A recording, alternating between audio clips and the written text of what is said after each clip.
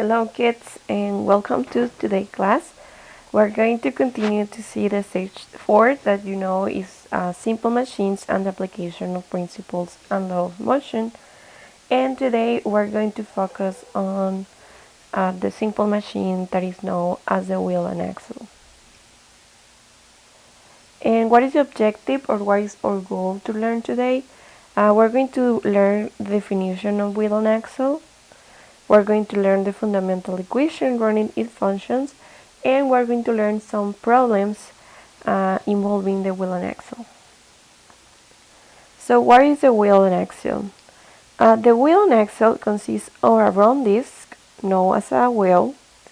It will be this one, with a rod thrown to the center known as an axle. This one is going to be the axle. When you connect the wheel and the axle and they connect exactly in the middle, like let's imagine this point over here is the middle, and I connect the axle there exactly in the middle, we create a wheel and axle and we will look something like this. The wheel and axle is one piece, so that means that the movement is together, like both pieces, the wheel and the axle, they need to move in the same direction and at the same time. It's not possible that the wheel is moving and the axle is not moving, or that the axle is moving but the wheel not. That is not how this machine works. So we need to move both things together. Now, so again, we conclude that this one is the wheel and axle. And if we look to the wheel and axle in this perspective, it will look something like this. So the big circle is the wheel and the small circle is the axis. And if you can see, there is a red point on the middle, and that point will represent the center. And if you see, the center from both circles is exactly the same, and that is very, very important. Now, we're going to have two important things here, that is the radius of the small circle and the radius of the big circle. Well, that's not the radius, but let's imagine that. And that one is going to determine the force or how much this machine will help us. Now, the wheel and axle is a simple machine that is very, very similar to the lever, in specific the first class level. And if you see in this last image, you can see that there is a lever drawn on top of the picture. And then you have in the middle the triangle that is, is the fulcrum or the support. And the support, in this case of the wheel and axis, will be the center. That is our support in this case. Then we have the load arm that is here, and that will be equal to the radius of the axis. And then we have the effort arm, that is this part, that it will be equal to the radius of the wheel. And that is important because that's going to be our main on our formulas.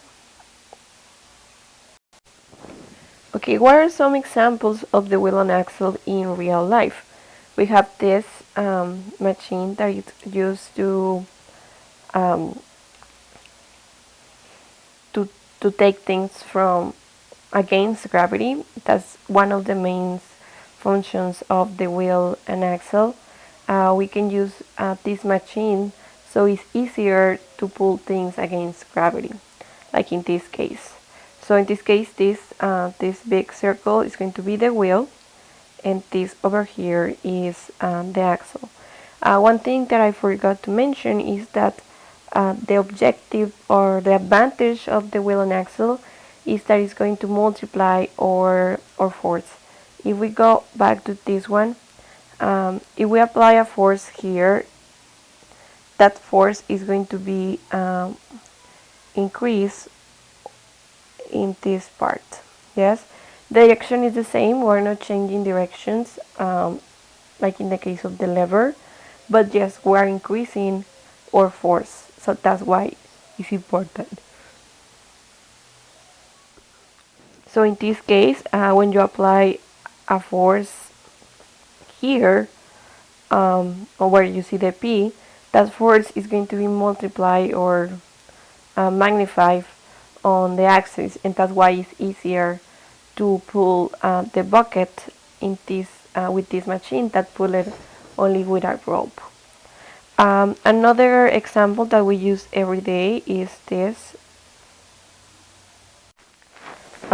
door lock. The big thing that what we usually um, rotate to open the door, that's going to be the wheel, and that is connected to an axle that it helps us to break the force so we can open the door. Yes, so that's easier. And another object that is a lot used as a wheel, an axle, is this one over here. This screwdriver. In this case, this part, the yellow part, is going to be the wheel, and the other one, the metal one, is the axis. It's very important to know that the wheel is always have to be bigger than the axle. And in this case, as I told you, this magnifies the force. So when we use the wheel, we rotate the wheel, that magnifies the force that is applying here, that will apply in a screw, and that makes easier to put or to take out a screw. So there are some examples that we can use on real life. So let's move to the equation, and the formula is here with letters and then with words. And as I told you, because it's very similar to a lever, the formula is also very similar.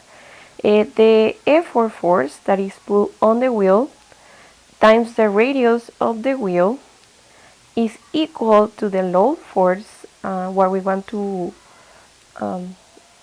elevate times the radius of the axle. If you compare and you look this equation with the equation of the lever, you are going to find that the equations are exactly the same. The only thing change is that here we have radius because we have circles, and in the lever we have only length, but they are exactly the same. We have another formulas. Let's go back to the picture so we can get a better idea. And I told you that the objective of the wheel and axle is to magnify our force. And we can calculate how much that is going to magnify. Like according to the size of the wheel and according to the size of the axis, I can calculate how much my force is going to be magnified. Of course, that is going to be theoretical, but we can calculate that. And the way to calculate that, that's the idea mechanical advantage, is to divide the radius of the wheel. Here will be the wheel divided by the radius of the axle. Okay, small r is the axle. So let's do an example. Let's imagine the wheel has a radius of 10 centimeters, and the axle has a radius of 2 centimeters. So to calculate the ideal mechanical advantage, I would divide 10 divided by 2,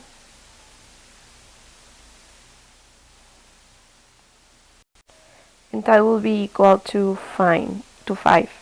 So that means that the force that I will put on the wheel will be magnified 5 times in the point B or in the axis. So if I apply a force of, I don't know, of 10 newtons here, on my axle I will obtain 50 newtons because that force is going to be magnified 5 times. So 10 times 5, it will be 50. Yes, so that's very impressive. Now, this is theoretical, as we know. It's not. It should be very similar to what happened in reality, but it's not always the same. So for that, we also have the actual mechanical advantage. So for my ideal, that is what it should be happening. We also have the reality. What happens on the reality, and for that we need the forces that we are applying and the forces that we are getting. And in this case, the Fr is the load, the force of the load. Okay, great. And here is the effort, or the force or effort. Yes. So let's imagine I'm applying a force of 50 newtons, and here I'm receiving a force of, I don't know, 200 newtons. Yes.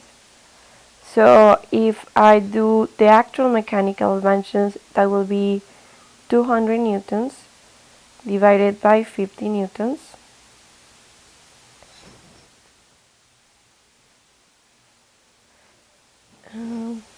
And that will be 4.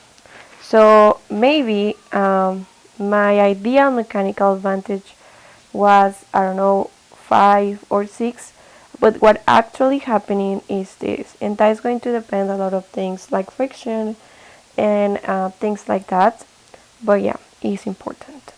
So now that we know the formulas and what is the wheel and axle, we're going to advance to solve some problems. If they're easy ones, so we're going to check this one. It says, I'm sorry, this one is in Spanish. How much effort would you need to lift a bucket with water with a mass of 50 kilograms from a hill? If the diameter of the wheel is 50 centimeters and the diameter of the axle is 20 centimeters. Okay, now here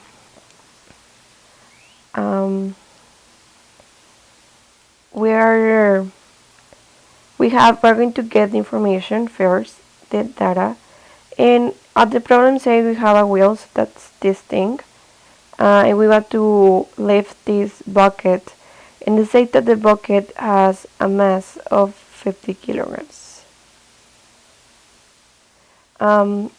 And we know that this part, the wheel has a diameter of the wheel, I will put like this, of 50 centimeters.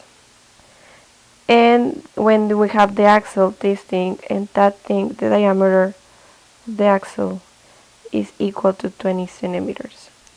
Now, if we go and find the formula, the formula is going to be like this. This one is the force times the radius of the wheel is going to be equal to the force of the load times the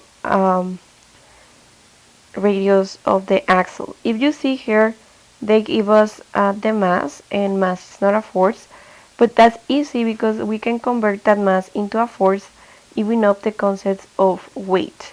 And we remember that weight is equal to mass times gravity. So we only need to multiply that 50 kilograms times the gravity of Earth is going to be 9.8 meters over second square. So 50 times 9.8 is going to be equal to 490 newtons. And that is going to be my my load force. Yes, my Fr. Now another thing here is that in the problem they told us the diameter and we need the radius. And we remember the diameter is complete and the radius is half of the diameter. So we need to divide this by half, and this one will be 25. And this one will be 10. Now, because we are working with newtons and we're going to unify the units to have only um, the system units. So I'm going to transform this into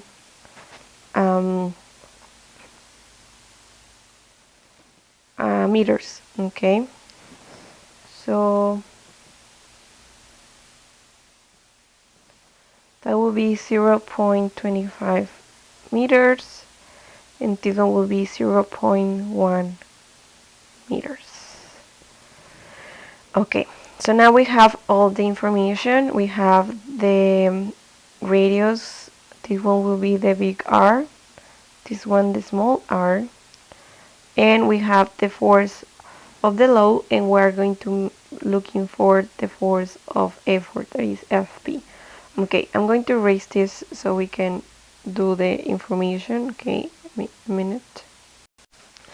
Okay, magic. So we have the information now. Compounds, we have the force of the law that we calculate with the weight, with the mass and the gravity, the radius of the wheel, and the radius of the axis. So we can now, remember what we are looking for is this. So we can now substitute the information, or first isolate, and I'm going to post this to the other side, so it will be Fp is equal to Fr times R divided by R. So if I substitute the information, the force of effort is going to be equal to the force of the law, which is 490 newtons, times the radius of the axle, which is 0.1 meters, divided by the radius of the wheel, which is 0.25 meters. So if I do this on a calculator, times 0.1, that will be 196 newtons. That will be the effort force that I need to put in order to lift that bucket. And if you see, it's much less than the actually weight of the object. Okay, we're going to do one more problem. Okay, we have this other problem. Say a wheel on axis whose axle has a radius of 5 centimeters and a wheel of 30 centimeters lifts a load of 90 newtons using a force of 20 newtons in the wheel. Determine the efficiency of this wheel and axle and their in these conditions. Okay, now what is efficiency? Efficiency is going to divide the real work that we are doing, real, divided by the ideal, or the theoretical one.